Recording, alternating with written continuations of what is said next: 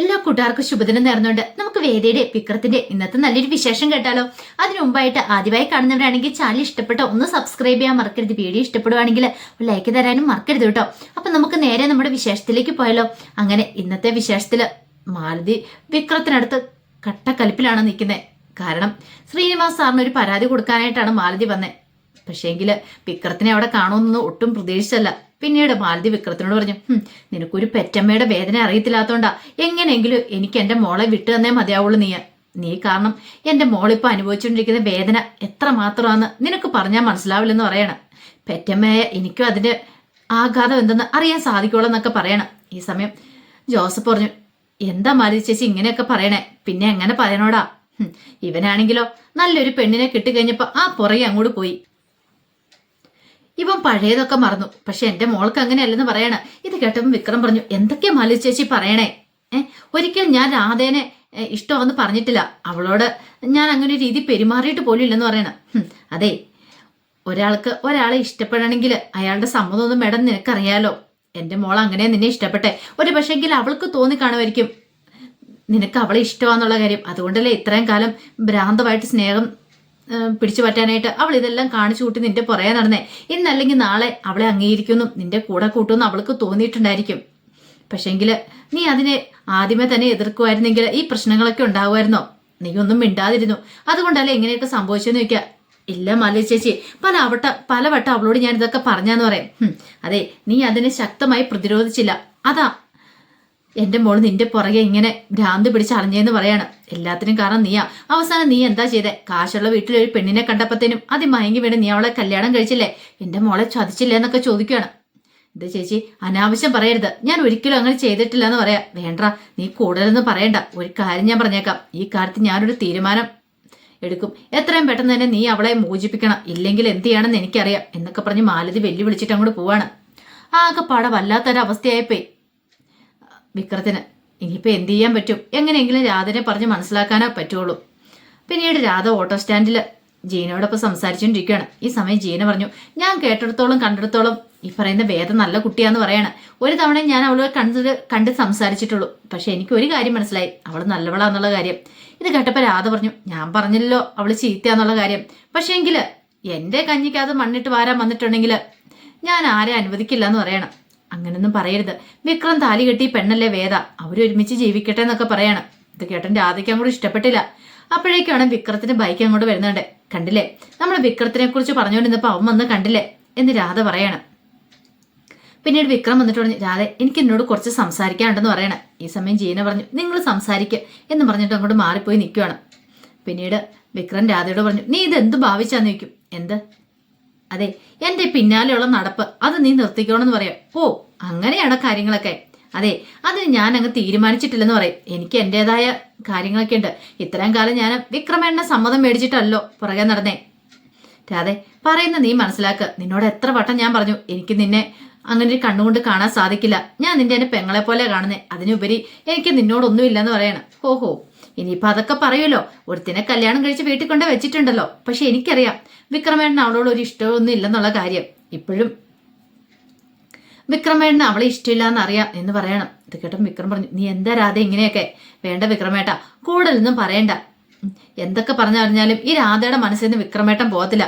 കുഞ്ഞുനാളും മുതലേ ഞാൻ മനസ്സിൽ കൊണ്ട് ഇട്ട് നടക്കുന്നൊരു പേരും അതുപോലെ രൂപം അത്. ഓരോ ദിവസവും ഞാൻ ഉറക്കം എഴുന്നേക്കുന്ന പോലും വിക്രമേട്ടനെ മനസ്സിൽ ധ്യാനിച്ചുകൊണ്ട് മാത്രം. ഇനി അങ്ങനെ തന്നെ മുന്നോട്ട് പോകുള്ളൂ. അതിനൊരു മാറ്റം ഉണ്ടാകത്തില്ല. എനിക്കറിയാം അവസാനം വിക്രമേട്ടൻ എൻ്റെ കഴുത്തിലൊരു താലി ആർത്തുന്ന് എനിക്ക് ഉറപ്പുണ്ടെന്ന് പറയണം. ഇത് കേട്ടോ വിക്രം ചോദിച്ചു, നിനക്ക് തലയ്ക്ക് ഭ്രാന്താണോ? എത്ര വട്ടം നിന്നോട് ഞാൻ പറഞ്ഞു എൻ്റെ പുറകെ നടന്ന് ഇങ്ങനെ ശല്യം ചെയ്യുന്ന? അല്ല, ഞാനൊരു കാര്യം ചോദിച്ചേട്ടെ രാധേ, ഇപ്പം നിന്റെ പുറകെ നടന്ന് നിനക്ക് ഇഷ്ടമില്ലാത്ത ഒരാളെങ്ങനെ ശല്യം ചെയ്യാന്ന് വെച്ചോ, നീ എവിടെ പോലും ആ പുറകെ തന്നെ വന്ന് നിന്നോട് ഇഷ്ടമാന്ന് പറയുന്നു.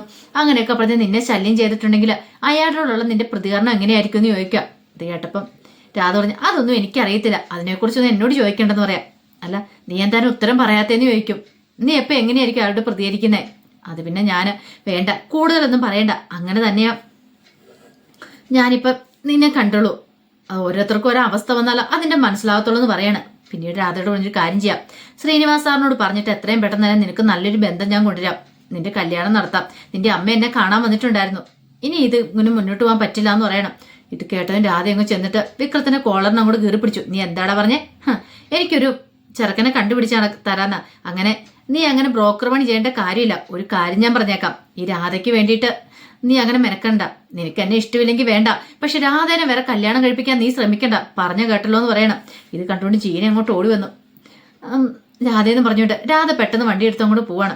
വിക്രം അങ്ങോട്ട് പോയി. വിക്രത്തിനാണ് ആകെപ്പാടെ സമനില എറ്റുന്ന പോലെ തോന്നുവാണ്.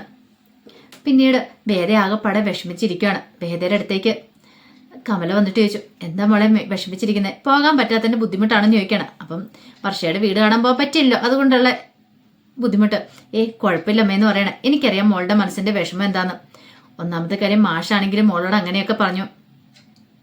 അതൊക്കെ ഓർത്തിട്ട് എനിക്കും വിഷമമുണ്ട്. എന്ത് ചെയ്യാൻ പറ്റും? മാഷിന്റെ സ്വഭാവം അറിയാലോ, ചില സമയത്ത് ഭയങ്കര ക്രൂരമാണെന്ന് തോന്നും. അഭിമാനം കാരണം മാഷിനെ തന്നെ ചിലപ്പോൾ മാഷ് മറന്നു പോവാന്നൊക്കെ പറയണം. മോള് വിഷമിക്കണ്ട കേട്ടോ. കാരണം ആ ബില്ലടച്ചല്ലോ, കറണ്ട് ബില്ലടച്ചപ്പോൾ മാഷിനത് വല്ലാത്തൊരു നാണക്കേടായി തോന്നി. അതുകൊണ്ടാണ് മോൾക്ക് ആ സമ്മാനം കിട്ടി ആ പേന കൊണ്ട് തന്നേന്ന് പറയണം. അപ്പം അത് വേദയുടെ കയ്യിൽ ഇരിപ്പുണ്ടായിരുന്നു. വേദ പറഞ്ഞ സാരമില്ലമ്മേന്ന് പറയണം. എന്തിനേറെ പറയുന്നത്, എൻ്റെ അടുത്ത് പോലും ചില സമയത്ത് ഭയങ്കര അഭിമാനം കാത്തു സൂക്ഷിക്കുന്നവനാ മാഷ്, അറിയാവോ? ഞാനാണെങ്കിൽ മാഷിൻ്റെ കൂടെ ചിലപ്പം പണിയാനായിട്ട് പറമ്പിലേക്ക് ഇറങ്ങി ചെല്ലും. പക്ഷെ അങ്ങനെ ചെന്ന് കഴിയുമ്പോൾ വാഴയ്ക്കൊക്കെ തടവെടുക്കുന്ന സമയത്ത് അദ്ദേഹം കിടന്ന് ശ്വാസം മുട്ടുന്നത് ഞാൻ കാണും. പക്ഷെ അത് കണ്ടു കഴിയുമ്പോഴത്തേനും എനിക്ക് ഭയങ്കര വെപ്രാളമായിരിക്കും. അത് ഓർത്തിട്ട് എന്നെ അങ്ങോട്ട് കൂട്ടാറ് പോലും ഇല്ല, എന്നെ വിളിക്കത്ത് പോലും ഇല്ല എന്ന് പറയാണ്. കാരണം ഈ പ്രായത്തിൽ സ്വന്തമായിട്ട് അധ്വാനിച്ച് ജീവിക്കണം എന്ന് വിചാരിക്കുന്ന ഒരാളാണ് അത്. മക്കളുടെ തണയിൽ കഴിയുന്ന ഒരിക്കലും ആഗ്രഹിക്കില്ല. എനിക്ക് ഏറ്റവും വലിയ ആഗ്രഹം എന്താണെന്നറിയോ? മാഷ് കുറച്ച് ദിവസം വീട്ടിലിങ്ങനെ സന്തോഷത്തോടെ ഇരിക്കണം. ഇങ്ങനെ ഈ പറമ്പിപ്പണിയൊക്കെ നിർത്തി. കാരണം മാഷിന് ഒരു വിശ്രമമൊക്കെ വേണ്ടേ? എത്രയോ കാലങ്ങളായി അദ്ദേഹം ഇങ്ങനെ കിടന്ന് അലയാൻ തുടങ്ങിയിട്ട്. അതൊക്കെ ഓർത്ത് കഴിഞ്ഞപ്പം നെഞ്ചിനകത്തൊരു ഇടിപ്പാന്ന് പറയാണ്.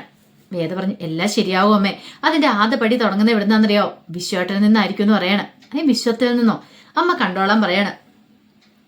പിന്നീട് വേദം മാഷ് കൊടുത്ത ആ ഒരു പെണ്ണ് കമലടയിലേക്ക് കൊടുത്തിട്ട് പറഞ്ഞു, അമ്മ ഇത് വെച്ചോ. ഇത് എൻ്റെ കയ്യിൽ പിടിക്കാനുള്ള അർഹതയൊന്നും എനിക്കില്ല എന്ന് പറയാണ്. ഇത് അമ്മ തന്നെ വെച്ചോ. അച്ഛനെ എപ്പോഴും നമുക്ക് തിരികെ കൊടുക്കാം.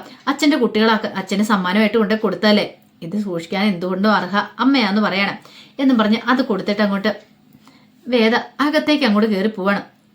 ഈ സമയത്ത് വല്ലാത്തൊരു സങ്കടമൊക്കെ ആയിപ്പോയി കമലയ്ക്ക്. പിന്നീട് ഒരു പാട്ടൊക്കെ പാടിക്കൊണ്ട് നേരെ വിഷമുറിയിലേക്ക് വരുവാണ്. ആ സമയം മൂടിപ്പൊതിച്ച് കിടക്കുവാണ് ശ്രീജ അവിടെ. ശ്രീജ, എനിക്ക് നന്നായിട്ട് വിശക്കുന്നുണ്ട്, ദോശ ഉണ്ടാക്കി തരാൻ പറയാണ്. എന്താണെന്നറിയത്തില്ല, ഷുഗർ കുറഞ്ഞിട്ടുണ്ടോന്ന് അറിയത്തില്ല. നല്ല ഇച്ചിരി കടുപ്പത്തിൽ പഞ്ചസാര നന്നായിട്ട് ചേർത്തൊരു ചായയും കൂടി എടുത്തോളാൻ പറയണം.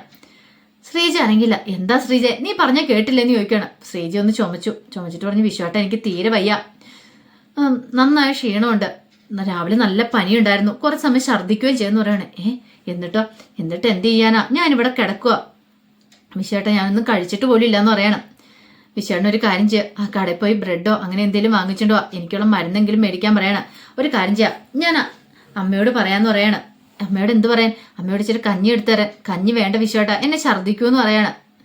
അല്ല അതിപ്പോൾ ബ്രെഡും ഇതും മേടിക്കണമെങ്കിൽ പൈസ ഇല്ലല്ലോ എന്ന് പറയണം. നിന്റെ വല്ല പൈസ ഉണ്ടോ? എവിടുന്ന്? എൻ്റെ കയ്യിൽ ഒരു പൈസ ഇല്ലെന്ന് പറയാം. അന്നൊരു കാര്യം ചെയ്യാം, ഞാൻ അമ്മയോട് ചോദിക്കാം. അമ്മയോട് ചോദിക്കണ്ട, അമ്മ ഇവിടെ ഇല്ലെന്ന് പറയണം. സാരില്ല, അമ്മ പരിപ്പൊക്കെ ഇട്ട് വെക്കുന്ന ആ ടിന്നകത്ത് സ്ഥിരം പൈസ ഇട്ട് വെക്കുന്ന അതിനകത്തൊന്നും ഇല്ല, അമ്മ അതെല്ലാം അരിച്ചു പെറുക്കി എടുത്തോണ്ട് രാവിലെ കടയിൽ പോയതാന്ന് പറയണം. വിശ്വം പെട്ടു. വിശ്വയുടെ പെട്ടെന്ന് ചെല്ലു വിശ്വട്ട, ഞാൻ ആകെപ്പാടെ തളർന്നെന്ന് പറയണം. വിശ്വം അവന് പുറത്തേക്ക് ഇറങ്ങി വരുക. എന്ത് ചെയ്യും? പൈസ വേണമല്ലോ, ഇനി എന്തേലും ചെയ്തേ മതിയാവുള്ളൂ. അങ്ങനെ ആലോചിച്ചുകൊണ്ട് വന്നു കഴിഞ്ഞപ്പോഴത്തേനും വേദയോട് ചോദിക്കാം എന്ന് വിചാരിക്കുക, ഒരു 500 രൂപ ചോദിക്കാം, ബാക്കി ചിലരെ തൻ്റെ കയ്യിലും വെക്കാം. ആ ഒരു ചിന്തയായിരുന്നു വിശ്വത്തിന്റെ മനസ്സിൽ. അപ്പം വേദ പുറത്തേക്ക് ഇറങ്ങി വന്നു കഴിഞ്ഞപ്പോഴത്തേനും വേദ അവിടെ ഫോൺ ചെയ്യുന്നുണ്ട്. വിശ്വത്തിനെ കണ്ടപ്പോഴത്തേനും പെട്ടെന്ന് വേദ പറയാം, രേഷ്മ ആണോ, എങ്ങനെയുണ്ട്, കുറവുണ്ടെന്നൊക്കെ ചോദിക്കുന്നുണ്ട്. പിന്നെ പറഞ്ഞു, നീ വിട്ടുകൊടുക്കൊന്നും വേണ്ട കേട്ടോ, നീ അടുക്കള കയറി ഒരു പണിയും ചെയ്യണ്ട. എന്തിനു പണി ചെയ്യണം? അങ്ങനെയുള്ള ഭർത്താക്കന്മാർക്കൊന്നും വെച്ചോളേണ്ട കാര്യമില്ല. ഒരു പണിയും കൂലിയില്ല, ചിലവന്മാർ വീട്ടിൽ കയറിയിരിക്കും, എന്നിട്ട് ഭാര്യമാരെ കണ്ട് ഉണ്ടാക്കി തിന്നാൻ വേണ്ടിയിട്ട് അങ്ങനെയുള്ളവന്മാരെയൊക്കെ ചാട്ടവാറിന് അടയ്ക്കുക ചെയ്യണ്ടേ എന്നൊക്കെ പറയണം. ഇത് കേട്ടൻ വിശ്വമൊന്നും ഞെട്ടി. പിന്നീട് പറഞ്ഞു, ഒരു പൈസ പോലും കൊടുക്കല്ല, ഉണ്ടേ പോലും കൊടുക്കല്ലെന്ന് പറയാണ്. അയ്യോ ഇല്ല, ആണോ? അതെ, എൻ്റെയിലും പൈസയൊന്നും ഇല്ല, അക്കൗണ്ടിലെ പൈസ മൊത്തം തീർന്നു, ഒരു 2 ആഴ്ച കഴിഞ്ഞിട്ടാണ് ഞാൻ നോക്കാന്നൊക്കെ പറയാണ്. അങ്ങനെയൊക്കെ പറഞ്ഞിട്ട് വേദി ഓർത്തു, വിശ്വേട്ടനെ ഏൽക്കുന്നുണ്ടെന്ന് തോന്നേ. വിശ്വേട്ടൻ മിണ്ടുന്നില്ല. അപ്പം ഏൽക്കുന്നുണ്ടെന്ന് തോന്നേ, കേൾക്കുന്നുണ്ട്. ദൈവമേ, രക്ഷപ്പെട്ടാൽ മതിയായിരുന്നു, കേട്ടാൽ മതിയായിരുന്നു. പിന്നീട് വേദ ഫോൺ വെച്ച് കഴിഞ്ഞിട്ട് ഒന്നും അറിയത്തില്ലാത്ത വേണ്ടി തിരിയുവാണ്. ആ വിശ്വേട്ടന് എന്താ വിശ്വേട്ടാന്ന് ചോദിക്കും. ഒന്നുമില്ല, ഞാനെന്നൊക്കെ പറഞ്ഞിരിക്കുക. കാര്യം എന്താ? ശ്രീജിക്ക് ബ്രെഡ് മേടിക്കാൻ ഇറങ്ങിയതാ. ആണോ? എന്നാ പോയിട്ട് പോരെ. ശ്രീജിക്ക് പനിയാന്ന് പറയണം. ആ നല്ല പനിയുണ്ടായിരുന്നു, രാവിലെ നോക്കിയപ്പോൾ നല്ല പനിയായിരുന്നു. ഞാൻ ശ്രീജേടത്തിൻ്റെ അടുത്ത് പോയിരിക്കാം, വിശ്വേട്ടൻ പോയി മേടിച്ചുകൊണ്ട് ഞാൻ പറയാണ്. ഇവ സമയം വിശ്വത്തിന് എന്ത് ചെയ്യണമെന്ന് അറിയത്തില്ല. ഇനി അവളോട് പണം ചോദിക്കാനും പറ്റത്തില്ലോ. പിന്നീട് വിശ്വം അങ്ങോട്ട് പോയി കഴിയുമ്പോഴത്തേനും വേദ നേരെ ശ്രീജയുടെ അടുത്തേക്ക് എല്ലുവാണ്. അപ്പോൾ ശ്രീജ തുണി മടക്കാൻ തുടങ്ങിയിട്ടുണ്ടായിരുന്നു. പിന്നീട് വേദ പറഞ്ഞു, നമ്മളെ ഇതൊക്കെ ഏറ്റവും തന്ത്രങ്ങളൊക്കെ ഏറ്റവും തോന്നിയെന്ന് പറയണം. വിശ്വേട്ടൻ പോയിട്ടുണ്ടെന്ന് പറയാം. അല്ല ശ്രീജേടത്തിക്ക് അറിയാലോ, ഉറപ്പാണല്ലോ അല്ലേന്ന് ചോദിക്കണം. എന്ത്? അല്ല വിശ്വേട്ടൻ കടയിൽ ചെന്നാൽ ആരും കടം കൊടുക്കൂലെന്ന്. കടം കൊടുക്കില്ല, എന്നാൽ അച്ഛൻ പറഞ്ഞിട്ടുണ്ടാവും, വന്ന് പറഞ്ഞിട്ടുണ്ടെങ്കിൽ കടം കൊടുത്തേക്കരുതെന്ന്. അതുകൊണ്ട് ആരും കടം കൊടുക്കാനൊന്നും പോകത്തില്ലെന്ന് പറയണം. അങ്ങനെയാണ് വിശ്വേട്ടൻ നാണം കിടണം. പോയിട്ട് നാണം കിട്ട് തിരികെ വരണ എങ്കിൽ മാത്രമേ വിശ്വേട്ടന് ഇനി ജോലിക്ക് പോകണം എന്നൊക്കെ തോന്നുള്ളൂ എന്ന് പറയണം. ഇത് കേട്ടതും ശ്രീജ പറഞ്ഞു, എങ്ങനെയാവുമെന്ന് എനിക്കറിയത്തില്ല. ഞാൻ വന്നതിന് ശേഷം കുറെ കാലത്തിന് കുഴപ്പമൊന്നുമില്ലായിരുന്നു, പിന്നെ എപ്പോഴും ഇങ്ങനെ കുഞ്ഞുനാളെ മുതൽ ഇങ്ങനെ മടിയായിരുന്നു അമ്മ പറഞ്ഞു കേട്ടിട്ടുണ്ടെന്ന് പറയണം. ഇത് കേട്ടതും വേദ പറഞ്ഞു, നമുക്കിതൊക്കെ മാറ്റിയെടുക്കാന്നേ. ഉറപ്പാണല്ലോ വിശ്വേട്ടൻ ആരെങ്കിലും പൈസ കൊടുക്കലെന്ന്. ആരും പൈസ കൊടുക്കാനും പോകുന്നില്ല, അച്ഛൻ പറഞ്ഞിട്ടുണ്ടോ കൊടുത്തേക്കുകയും ചെയ്തേക്കരുന്ന്. അതുകൊണ്ട് ആ കാര്യത്തിൽ എനിക്കൊരു സമാധാനം ഉണ്ടെന്ന് പറയാണ്. അങ്ങനെ അവരുടെ ഒരു പുതിയ തന്ത്രമായിരുന്നത് വിശ്വത്തിനെ നന്നാക്കാൻ വേണ്ടിയിട്ട്. ഈ സമയം ജീനെ വിക്രമും ജോസഫേണും ഒക്കെ സംസാരിച്ചുകൊണ്ടിരിക്കുകയാണ് വർക്ക്ഷോപ്പിൽ. പിന്നീട് ജീന പറഞ്ഞു, വിക്രം എല്ലാത്തിനും ഉത്തരവാദി നീയാന്ന് പറയണ. രാധ ഇങ്ങനെ ആയിപ്പോയിട്ടുണ്ടെങ്കിൽ കാരണം ഇപ്പം നീ വേദയുടെ കഴുത്തി താലി അടത്തി, എന്നിട്ട് നീ അവളെ ഭാര്യയായിട്ട് അംഗീകരിച്ചോ? അംഗീകരിച്ചിട്ടില്ലെന്ന് രാധയ്ക്ക് ഉറപ്പുള്ളതുകൊണ്ട് രാധ നിന്റെ പുറകെ ഇങ്ങനെ നടക്കണേ. ഒരു പക്ഷേങ്കിൽ നീ അവളെ ഭാര്യയായിട്ട് അംഗീകരിക്കുകയാണെങ്കിൽ ഈ പ്രശ്നങ്ങളൊന്നും ഉണ്ടാകത്തില്ലെന്ന് പറയണം. ഇത് കേട്ടതും വിക്രം പറഞ്ഞു, അത് പിന്നെ ഞാൻ കൂടുതലൊന്നും പറയണ്ട, നിനക്കറിയാലോ ഒരു പെണ്ണിന്റെ മനസ്സോട് കൂടിയിട്ട് ഒരാണായിട്ട് കുറെ കാലം ജീവിച്ച ആളാ ഞാൻ. എനിക്കറിയാം ഒരു പെണ്ണിന്റെ മനസ്സെന്താന്ന്. വേദ നല്ലവളാ, അവള് പാവാ, അവളുടെ കഴുത്തിൽ നീ താലി ആർത്തിയതല്ലേ, എന്നിട്ടാണ് അവളെ ഇട്ട് ഇങ്ങനെ വേദനിപ്പിക്കുന്നത്. ഇതിനകത്തൊന്നും ഊരി പോരണമെങ്കിൽ ഒരു മാർഗ്ഗമുള്ളൂ, നീ വേദയെ സ്നേഹിക്കണം, ഭാര്യയായിട്ട് അംഗീകരിക്കണമെന്ന് പറയാം. എങ്കിൽ മാത്രമേ രാധ നിന്റെ ജീവിതത്തിൽ നിന്ന് ഒഴിഞ്ഞു പോകുള്ളൂ പറയാം. ഇത് കേട്ടപ്പം എന്ത് മറുപടി പറയണമെന്ന് അറിയത്തില്ലാതെ വിക്രം നിൽക്കുകയാണ്. പിന്നീട് ജീന പറഞ്ഞു, നിങ്ങൾ രണ്ടുപേരും പുതിയ ജീവിതം തുടങ്ങണം, നിങ്ങൾ ഭാര്യ ഭർത്താക്കന്മാരായിട്ട് ജീവിക്കണം എന്ന് പറയാം. ഇത് കേട്ട് കഴിഞ്ഞപ്പോഴത്തേനും വിക്രം എന്ത് ചെയ്യണമെന്ന് അറിയത്തില്ല, ഞെട്ടിത്തെറിച്ച് നിൽക്കുകയാണ്. അപ്പൊ അതിന്റെ വിശേഷങ്ങളൊക്കെയാണ് നമ്മൾ ഇന്ന് കാണുന്നത്. ഇതിന്റെ ബാക്കി വിശേഷങ്ങളുമായിട്ട് വൈകുന്നേരത്തെ പ്രൊമോയി വരാട്ടോ. ഒരിക്കൽ കൂടി എല്ലാവർക്കും ശുഭദിനം നേർന്നുകൊണ്ട് നിർത്തുന്നു. നന്ദി.